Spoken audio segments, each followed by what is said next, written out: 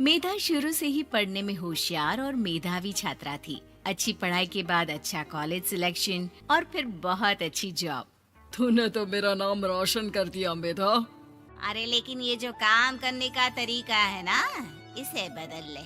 18 घंटे काम करेगी तो कल को बच्चा कैसे संभालेगी? तुम्हारी तरह पागल नहीं हूँ माँ, जो बच्चे और परिवार में फंस जाऊँ। मैं तो जिंदगी खुल कर जीऊंगी।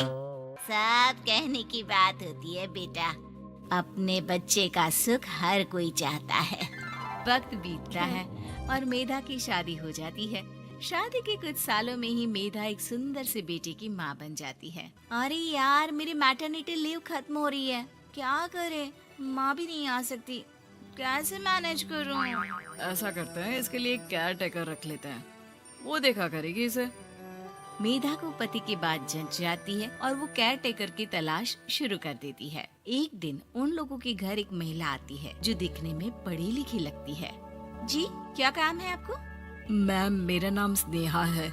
आपका ऐड देखा केयर टेकर का, क्या मैं आपके यहाँ काम कर सकती हूँ? हाँ, क्यों नहीं, लेकिन आप तो अच्छे घर की लगती हैं, फिर नौकरी क्यों?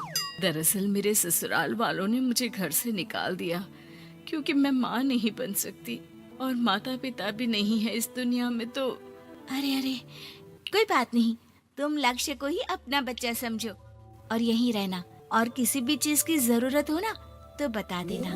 नेहा खुशी खुशी लक्ष्य को संभालने लगती है। रात को जब मेधा घर पर आती है, अरे क्या बात है स्नेहा, तुमने खाना नहीं खाया क्या? अरे दीदी, आपका बेटा टाइम दे तब ना। अरे तो जब वो सोता है तब खा लिया करो। तब तो मैं इसके पास ही बैठी रहती हूँ। कोई मच्छर या कीड़ा काट ले लक्ष्य को तो अब आप पकड़ो, मैं खाना खा लेती हूँ। स्नेहा वहाँ से चली जाती है। बहुत ही अच्छे से ख्याल रख रही है ये लक्ष्य का। मेधा, इतना तो शायद तुम भी ध्यान नहीं देती। मेधा को पति की बात बुरी तो लगती है, लेकिन कुछ नहीं कहती। धीरे धीरे स्नेहा मेधा और उसके पति के साथ बाहर भी जाने लगी। सुनो, स्नेहा को भी बाजार ले चलते हैं, वो क्या है ना, लक्ष्य को देख लेगी जब तक मैं शॉपिंग कर लूंगी। हाँ चलो, वैसे मैं चाह रहा था कि लक्ष्य को लेकर हम दोनों ही चलते। क्या यार, तुम तो फ्री में इमोशनल हो जाते हो, कितना देख लेंगे हम दोनों मिलकर, ले चलो उसे। कार से निकलकर मेधा और लक्ष्य रोड क्रॉस कर रहे थे कि सामने से कार आ जाती है। मेधा का ध्यान नहीं होता, लेकिन स्नेहा तुरंत लक्ष्य को मेधा से छीन लेती है। मेधा गिर जाती है और कार मेधा को छूकर निकलती है, जिससे मेधा को खून आ जाता है। पति मेधा को हाथ देकर उठाता है। स्नेहा लक्ष्य को लेकर गले लगाई रहती है। थैंक्स स्नेहा, मैंने तो ध्यान ही नहीं दिया था कि कार आ रही है। स्नेहा का गुस्सा मालकिन पर टूट पड़ता है। अरे कैसी माँ है आप, अगर आज कुछ लक्ष्य को हो जाता तो मैं आपको कभी माफ नहीं करती। छोटा सा बच्चा है, उसे चोट लगती है तो पता है कितनी तकलीफ होती है। पति भी स्नेहा को देखने लगता है कि उसे क्या हो गया। मेधा को स्नेहा पर काफी गुस्सा आ जाता है। घर आकर कहती है, देखो स्नेहा, माना तुम लक्ष्य को बहुत प्यार करती हो, लेकिन वो मेरा बेटा है, मैं कभी जानबूझकर उसके साथ बुरा नहीं कर सकती, समझी? मुझे माफ कर दीजिए, मैं लक्ष्य को लेकर कुछ ज्यादा ही सेंसिटिव हो चुकी हूँ। मैं ध्यान रखूंगी कि आगे से ऐसा ना हो। मेधा का मन स्नेहा से अब हटने लगा था। एक शाम मेधा ऑफिस से घर आती है कि लक्ष्य उसे दिखाई नहीं देता और ना ही स्नेहा। वो स्नेहा के कमरे में जाती है जहाँ दोनों सो रहे होते हैं। अरे स्नेहा, लक्ष्य को आज इस कमरे में क्यों सुला दिया? दीदी, मुझे नींद आ रही थी, ऐसे में उसे कमरे में अकेले लिटाना मुझे ठीक नहीं लगा। मेधा बच्चा उठाने लगती है कि स्नेहा टोक देती है।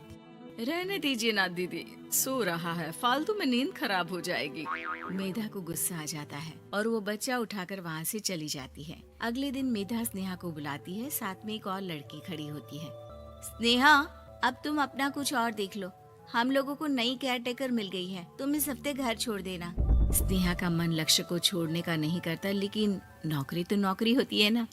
स्नेहा घर से चली जाती है। धीरे धीरे महीने और साल बीतते जाते हैं और लक्ष्य एक नौजवान लड़का हो जाता है। लक्ष्य, आज मुझे मंदिर जाना है, ले चलोगे?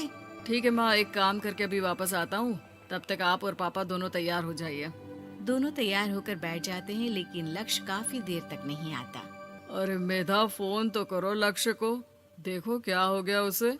मेधा फोन करती है तो पता चलता है कि लक्ष्य का एक्सीडेंट हो गया है और वो सिटी अस्पताल में है। जल्दी चलिए, पता नहीं कैसा होगा मेरा बेटा। अरे चिंता ना करो, सब ठीक होगा, मैं भी कार निकालता हूँ। दोनों मियाँ बीवी अस्पताल पहुँचते हैं, जहाँ वो लोग देखते हैं कि लक्ष्य बिस्तर पर पड़ा होता है। एक महिला इन्हें यहाँ लेकर आई है, वो वहाँ बैठी है, लेकिन फिलहाल तो आप लोगों को इनके लिए किडनी का प्रबंध करना होगा। एक्सीडेंट में इसकी किडनी डैमेज हो गई है। मेरी ले लीजिए डॉक्टर साहब, मेरे बेटे को बचा लीजिए। नहीं नहीं, आप माँ हैं, आपकी नहीं ले सकते, पिता की भी नहीं। आप किसी रिलेटिव या दोस्त से पता कर लें, और हाँ थोड़ा जल्दी करें क्योंकि देर होने से मामला बिगड़ सकता है। मेधा बैठकर रोने लगती है कि वहाँ डॉक्टर आ जाते हैं। जिस औरत ने आपके बेटे को यहाँ भर्ती कराया था, वो अपनी किडनी आपके बेटे को देना चाहती है। हाँ? कौन है वो, कहाँ है वो? तभी वहाँ स्नेहा आ जाती है। स्नेहा तुम? मैं लक्ष्य को पहचान नहीं पाई थी, लेकिन आप लोगों को देखकर समझ गई कि ये लक्ष्य है, इसलिए वापस आ गई। मैं अपनी किडनी आपके बेटे को देना चाहती हूँ। मेरी अपनी तो कोई औलाद नहीं, लेकिन लक्ष्य में मैंने हमेशा अपना बच्चा देखा। तुम धन्य हो स्नेहा, जो इतने साल में भी लक्ष्य को भूल नहीं पाई। सही मामले में तो वो तुम्हारा ही बच्चा होगा, क्योंकि जन्म भले ही मैंने दिया हो, लेकिन आज तुम उसकी जिंदगी बचा रही हो।